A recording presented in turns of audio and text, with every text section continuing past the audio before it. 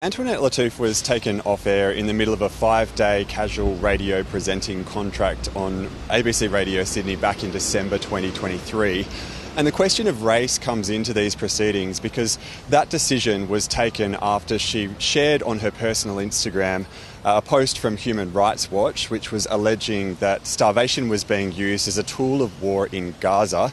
Ms. Lattouf is alleging in this case that the decision to remove her from air was due to her political opinions and/or her race, which the ABC denies.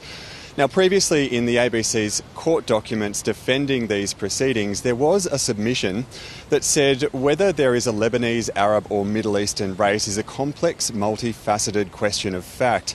And the submission went on to say that Ms. Lattouf had not led evidence to establish things around that fact. Now today, Ian Neil SC, the counsel for the ABC, requested permission from the court to file amended submissions, and the change is that the ABC, in terms of its defence, is no longer contesting or disputing that there is a Lebanese, Middle Eastern or Arab national extraction, or that Ms. Lattouf has one or more of those racial extractions.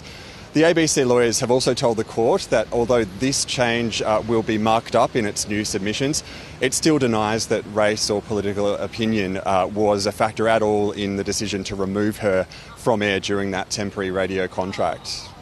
And the judge, Jamie, has made some pointed comments about a breach of a suppression order. What were the circumstances of that? Yeah, so Justice Darryl Rangier began the day by saying he was deeply unhappy with what had happened in terms of what he called an error by ABC legal representatives.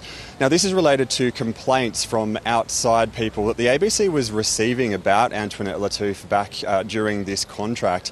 Last week, the judge made a suppression order over the identities of the authors of those complaints because of the potential risk of them facing vilification.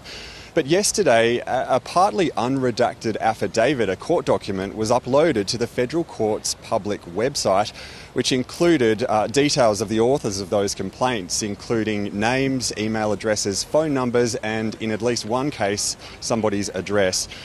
Needless to say, Ros, the judge was very unhappy about this, and the ABC's counsel, Mr. Neil, got up and gave an explanation and apologised. He said it was a result of human error and there was certainly no intent behind it, and he said steps have been taken to make sure that does not happen again.